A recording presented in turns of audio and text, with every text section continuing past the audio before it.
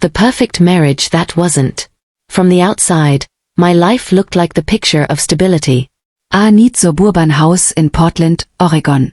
A husband who smiled for photos, a golden retriever in our yard, and Sunday dinners where laughter felt real, or at least I thought it did.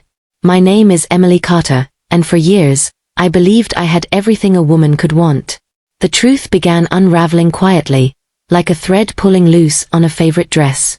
It started with her. My husband's sister, Vanessa, beautiful, bold, the kind of woman who walked into a room and demanded air to move aside for her. She was the fun one, the wild spirit everyone excused because she'd been through a lot. And I tried to love her. I really did. Because she was family, and family is supposed to mean something. Vanessa would visit often, bringing wine, laughter, and chaos wrapped in designer perfume. She'd lean on my kitchen counter while I cooked, teasing me about how domestic I'd become, while her hand brushed a little too casually across my husband's shoulder when he passed by. At first, I ignored it. I told myself it was innocent, that my insecurities were painting shadows that didn't exist. But shadows don't lie. They grow where light refuses to look. The first real fracture came one night after dinner. I went upstairs to grab a blanket, and when I came back, I caught a glimpse of Vanessa's reflection in the glass door, standing too close to my husband, whispering something that made him laugh in a way I hadn't heard in months. My chest tightened, but I smiled anyway, pretending not to notice. Pretending is something women learn early, how to smile through suspicion, how to keep peace while bleeding inside. Weeks passed. The Laukater Greluder. The glances lasted longer. And my home, the place I built with love, began to feel like a stranger's house. Then came the messages. A friend sent me screenshots, late-night texts between my husband and Vanessa. Half flirtation, half confession. Words that should have belonged to me, now rewritten in someone else's language. I stared at them for hours, my heart pounding, my skin burning. Every good night, he'd whispered to me, suddenly felt counterfeit. Every kiss, every promise, tainted. But I didn't scream. I didn't throw anything. I didn't even confront him that night. Instead, I learned to listen, to watch, to plan. Because betrayal taught me something deeper than heartbreak. It taught me control. I began documenting everything. The late returns. The sudden errands. The phone calls in the garage. The subtle lies that stitched together their secret world. I watched as they built their fantasy, thinking I was blind, thinking I was weak. But I wasn't. I was waiting. One evening, Vanessa came over again, uninvited, wearing that smug smile she thought I didn't notice. My husband followed her with the same guilty eyes I used to love. And as I watched them laugh together, something inside me broke. But not in the way they expected. It wasn't pain anymore. It was something colder, sharper. That night, I decided I wouldn't destroy them in anger. No.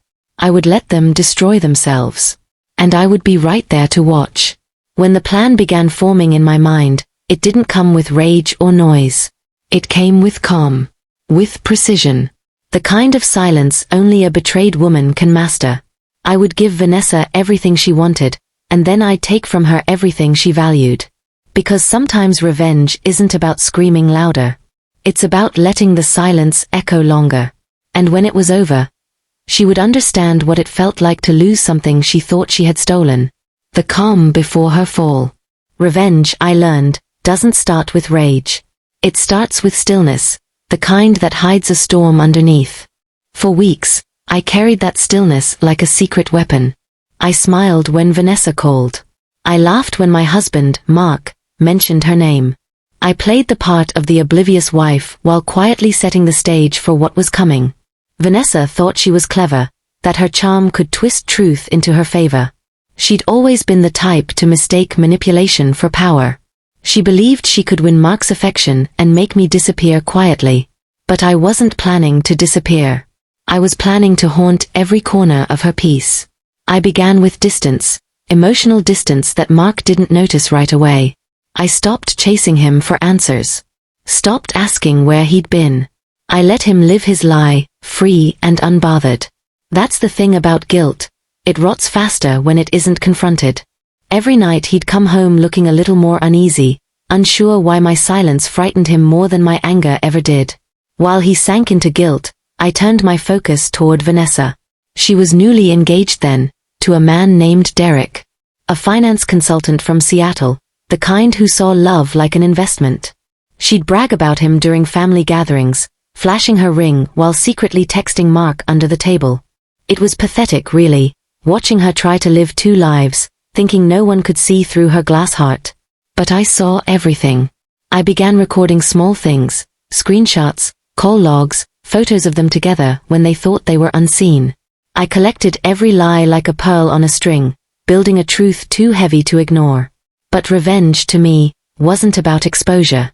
It was about timing. And timing, I knew, would be everything.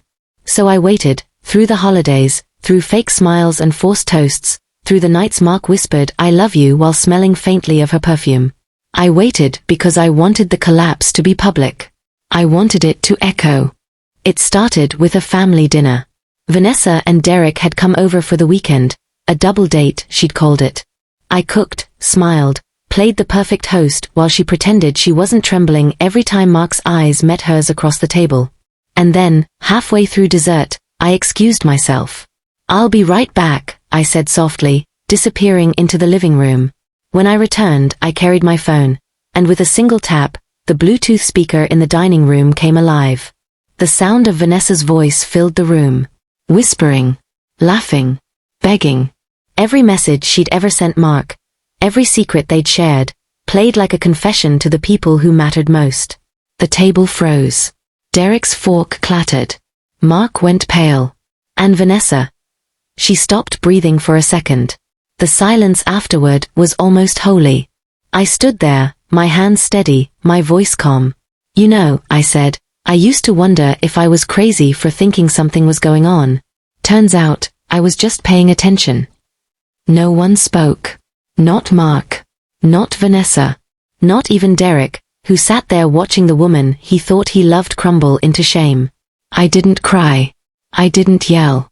I just turned off the speaker, wiped my hands with a napkin, and said, "Dinner's over." That night, Vanessa left without a word. Mark followed, begging me to talk, but I didn't. I let silence finish what betrayal had started. Days turned into weeks. My marriage fell into the ruins they created. But strangely, I didn't feel broken. I felt awake. I filed for separation quietly. No scandal, no screaming headlines. Just a clean signature that freed me from the wreckage. But my story didn't end there. Because as I rebuilt my life, Vanessa's new one, her engagement, her shiny facade, began to rot from the inside. And I wasn't even finished yet. The mirror she couldn't escape. In the months that followed, I rebuilt quietly, the way a burned field regrows after rain. My mornings were still, my evenings simple. I found small joys in things I used to overlook. Coffee alone by the window, a new book, the sound of rain instead of Mark's late-night excuses. But peace has a strange way of drawing out those who can't stand to see you healed. Vanessa came back into my life not long after my divorce papers were finalized. She showed up unannounced, standing at my doorstep with a bottle of champagne and an awkward smile. Her engagement ring had grown dull, her hair less polished, her confidence cracked around the edges. "I just wanted to clear the air," she said, her voice trembling like a poorly rehearsed apology. I let her in. Not because I forgave her, but because I wanted her to feel the weight of walking through the same house she'd helped destroy. As she sat on my couch, her words tumbled out, excuses dressed as remorse. It wasn't what it looked like. Mark was confused. "We didn't mean to hurt you." The usual script of the guilty. I didn't interrupt. I just listened, the same way I did when I first began planning my revenge. Only this time, my silence wasn't a weapon. It was power.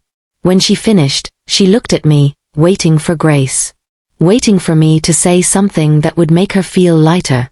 But I didn't. Instead, I said softly, "You're getting married soon, right?" Her shoulders stiffened. "Yeah. Derek and we're working through things." "Good," I said. "Marriage teaches you who you really are." I smiled as she left that evening, but my heart didn't. Because I knew something she didn't, that her perfect little second chance was already cracking. Derek had reached out to me days before she came over. He wanted to understand what happened. What kind of woman could betray her own brother's wife? I hadn't said much, just handed him the same folder I once kept hidden in my drawer. Screenshot, photo, message. The evidence she thought I'd destroyed. I didn't add commentary. I didn't need to. Truth doesn't need a narrator, it speaks on its own. And it did. Over the next few weeks, word spread quietly among their friends. The engagement parties were cancelled. The wedding planner withdrew. Vanessa's perfect life began to lose color. Invitations withdrawn, gossip igniting in corners she couldn't reach. I watched from afar, not with glee, but with something heavier, justice mixed with melancholy. She was learning what it felt like to be on the other side of destruction. Then came the moment that sealed everything. One afternoon, I received a call from Derek. His voice was quiet, defeated. "You were right about her," he said. "She lies even when she's cornered." I thanked him and hung up, my heart strangely steady. Later that night, I saw a post online. Vanessa, sitting alone in a cafe, her engagement ring missing, her smile forced. The caption read, "Starting over." She thought she could build a new life on the ashes of mine. But ashes don't bloom, they haunt. And I didn't even need to lift a finger anymore. The universe had taken over where I'd stopped. Still, revenge isn't always clean. There are echoes that linger, whispers of the past that find you in your quietest moments. Sometimes I wondered if I'd gone too far. If letting her fall was enough, or if part of me had fallen with her. But then I'd remember the nights I cried alone while she laughed with my husband. The humiliation I buried so no one would see. The woman I was before. Fragile, forgiving, naive. She killed that woman. And I wasn't mourning her anymore. The reckoning in the rain. It was a grey Friday in late March when I saw her again. Portland has a way of dressing pain in rain. Soft, endless, forgiving rain. I had just stepped out of a cafe when I saw Vanessa across the street. Her once flawless appearance was now muted. Hair tied messily, coat unbuttoned, eyes dim like a storm had moved in and never left. For a second, I almost walked away. But she noticed me first. "Emily," she called out, her voice slicing through the drizzle. I turned slowly. She hurried over, clutching her purse, mascara slightly smudged, a woman barely holding her life together. "Please," she said, out of breath, "can we talk?" I didn't answer. I just looked at her, really looked. The woman who once thought she could steal my world now looked like she'd lost hers entirely.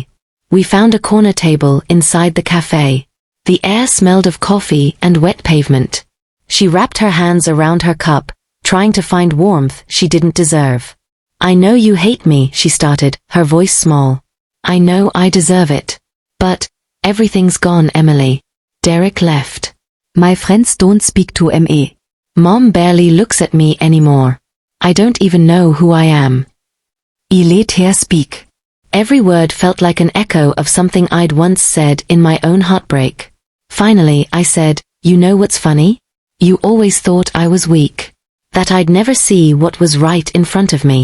But it turns out, you didn't understand strength at all." Tears welled up in her eyes. "I know I can't fix what I did. But, how do you move on from something like this?" I studied her face, the guilt, the exhaustion, the crumbling pride. For the first time in years, I didn't feel anger. I felt distance. Like her pain was happening in a movie I'd already watched. "You start," I said quietly, "by accepting that some things aren't meant to be fixed. Only remembered." She nodded, biting her lip. "I was jealous of you," she whispered. "You had everything. I just wanted to feel loved like that." I smiled, not cruelly but sadly. "You wanted love, but you settled for attention. And that's why everything you touch falls apart." She broke down then, right there in the cafe. Heads turned, but I didn't stop her. Sometimes, people need to face their own reflection before they can rise again. When she finally calmed down, I placed a napkin on the table and said, "Vanessa, forgiveness doesn't mean I want you in my life. It just means I'm done carrying you in my heart." I stood up to leave, but she caught my hand. "Emily," she whispered, Do you ever think about Mark? I looked out the window at the rain streaking down the glass. Not anymore, I said. He was a lesson, not a loss. As I walked out into the rain, I felt something wash away, not anger, not even triumph. Just wait. Revenge had served its purpose. It gave me back my voice, my peace, my boundaries. But now it was time for something else, something purer. Freedom. That night, I went home, lit a single candle, and sat in silence. The house that once echoed with betrayal now felt like mine again. Calm, sacred, whole. I looked at the framed photo on the shelf, the last one taken before everything fell apart. I didn't feel bitterness anymore. Only gratitude that I had survived. And somewhere across town, Vanessa was beginning her own quiet reckoning, facing the ruins she'd built with her own hands.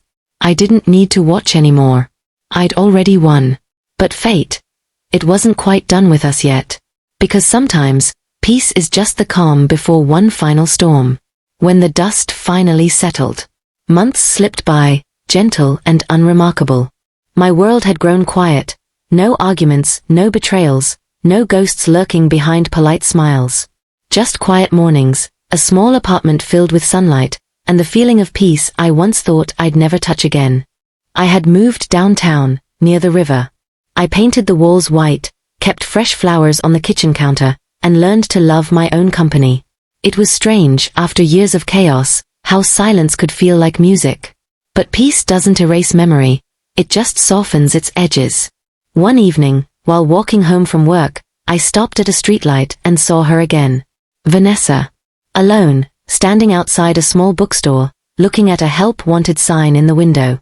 Her hair was shorter now, her clothes simple, her expression humble in a way I'd never seen before. For a moment, she didn't notice me.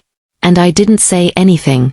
I just watched her, not with hate, not even with pity. Just a quiet understanding. Because now, she finally knew what it felt like to lose the version of yourself that once thought you were untouchable. I kept walking.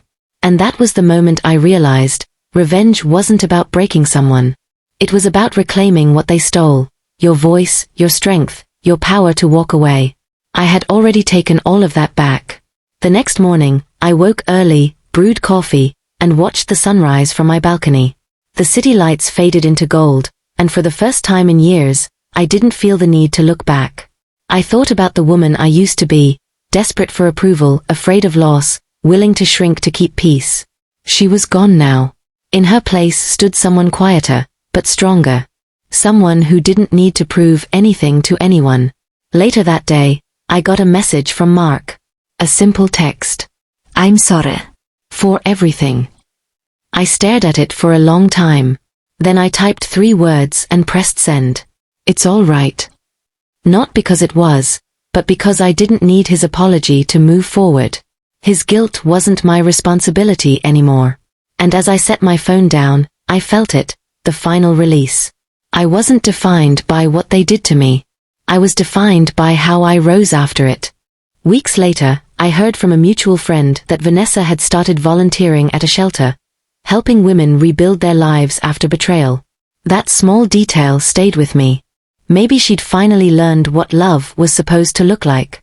Maybe she was trying to make amends in the only way she could. But that wasn't my story anymore. Mine was about reclaiming everything she tried to take. My dignity, my identity, my peace. I didn't need revenge anymore. I had something far more permanent. Redemption. And as the seasons changed, I realized something I wish I'd known all along. Sometimes the best revenge isn't watching them fall apart. It's standing tall when they expected you to break. A story of betrayal, quiet strength, and poetic justice, where she didn't just survive her sister-in-law's betrayal. She transcended it.